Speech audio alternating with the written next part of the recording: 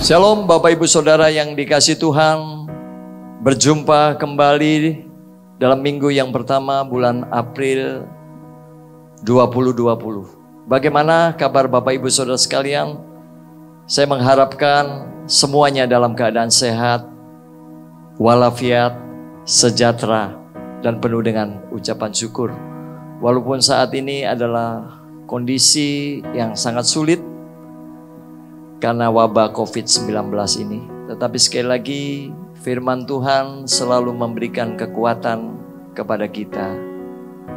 Dimanapun saudara berada, mari kita akan menyimak firman Tuhan.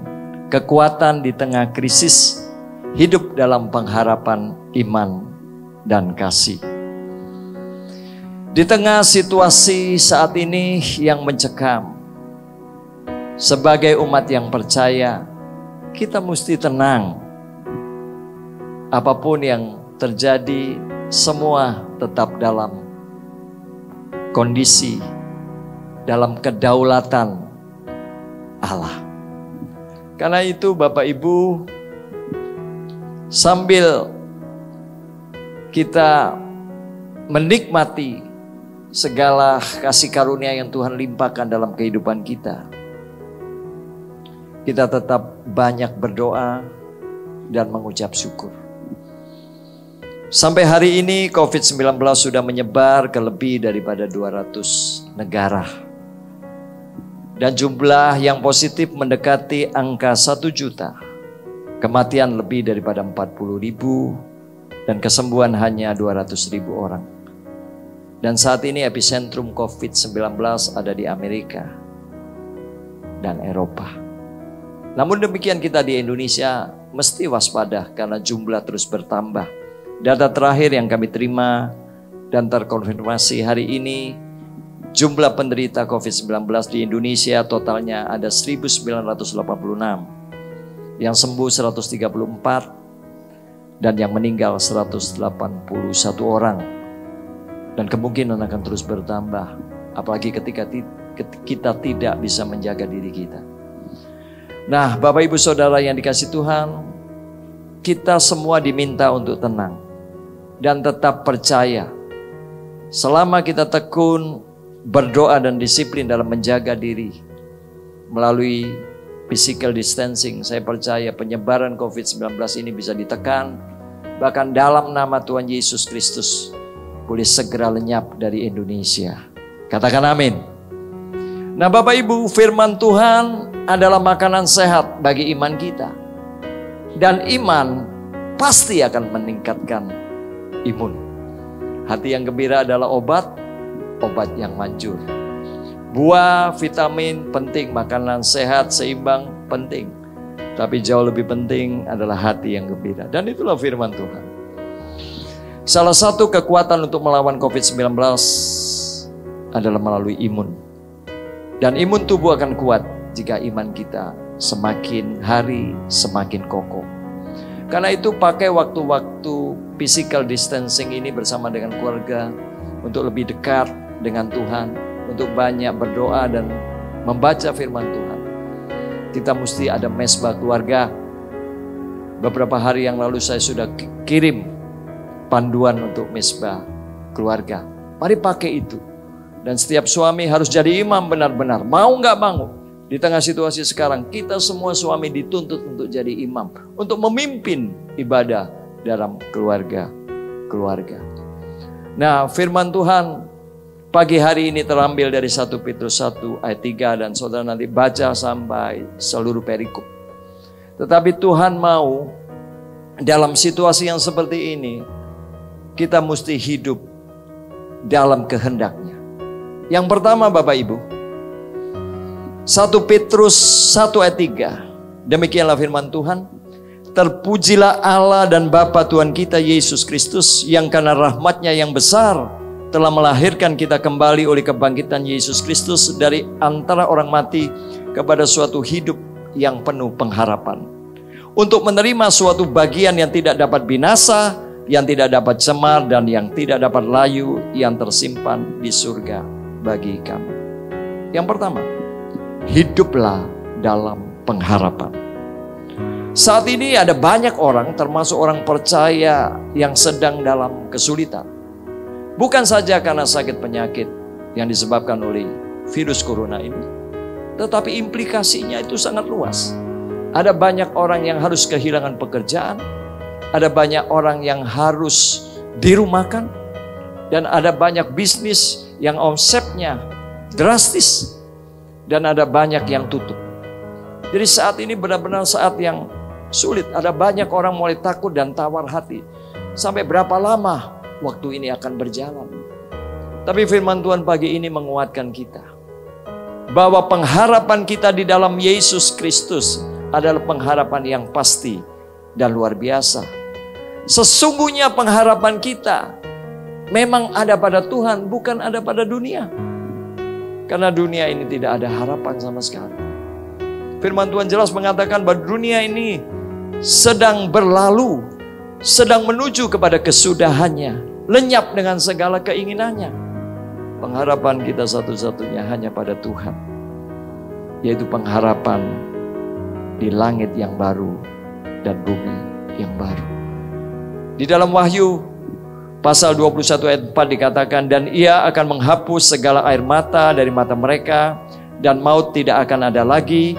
Tidak akan ada lagi perkabungan atau ratap tangis atau duka cita, sebab segala sesuatu yang lama itu telah berlalu. Itulah pengharapan kita. Kita hidup hanya sementara di bumi ini. Jadi apapun yang terjadi, keep cool, tetap tenang. Karena pengharapan kita bukan ada di dunia ini, tetapi di dunia yang akan datang. Dalam kehidupan yang sebenarnya, kita taruh pengharapan itu. Karena itu Tuhan katakan tadi bahwa surga yang kekal, yang tidak dapat cemar, yang tidak dapat layu, itu disediakan bagi kita, Bapak Ibu. Jadi sekali lagi, hiduplah dalam pengharapan. Yang kedua, hiduplah dalam iman. 1 Petrus 1 ayat 5, yaitu kamu yang dipelihara dalam kekuatan Allah, karena imanmu, sementara kamu menantikan keselamatan yang telah tersedia untuk dinyatakan pada zaman akhir. Bergembiralah akan hal itu, sekalipun sekarang ini kamu seketika harus berduka cita oleh berbagai-bagai pencobaan.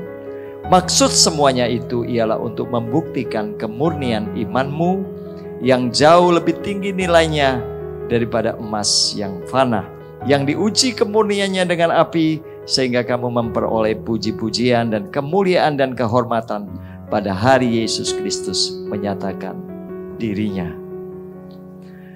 Apapun yang terjadi dengan dunia ini, baik saat ini dengan wabah COVID-19 dan segala implikasinya ke depan, maupun kejadian-kejadian yang akan datang yang mungkin lebih dahsyat, jangan takut. Percayalah kepada Tuhan. Tuhanlah yang memelihara kita. Oleh karena apa? Oleh karena iman kita. Jadi kita menyadari betapa pentingnya iman itu. Iman adalah pemberian dari Tuhan. Tugas kita adalah membangun iman itu untuk terus bertumbuh.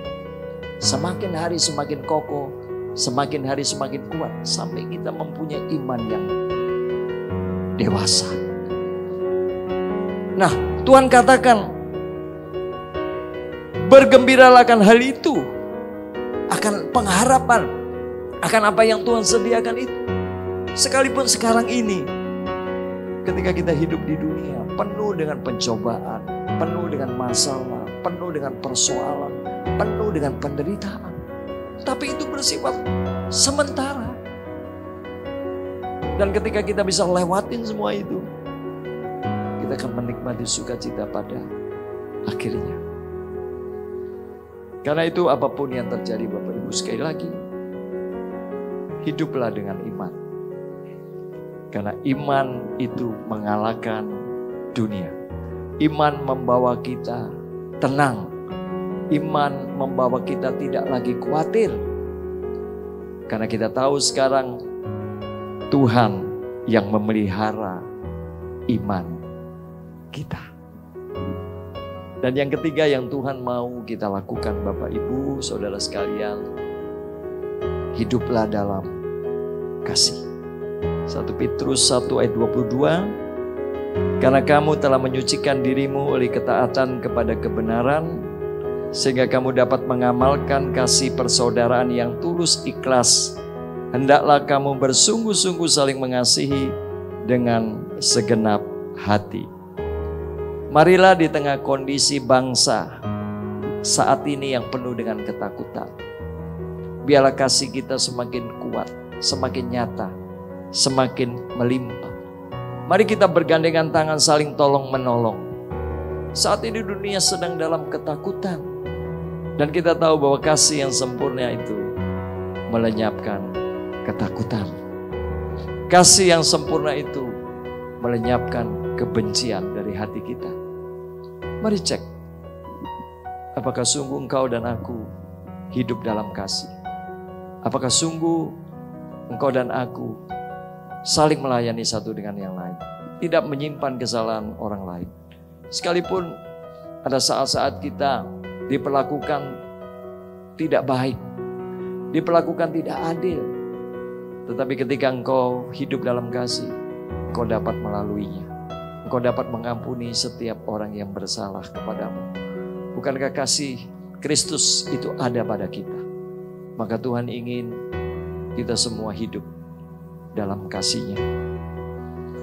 Bapak, Ibu, Saudara yang dikasihi Tuhan, saya sangat mengharapkan sekali kita tetap tenang, tetap berdoa, dan tetap berjaga.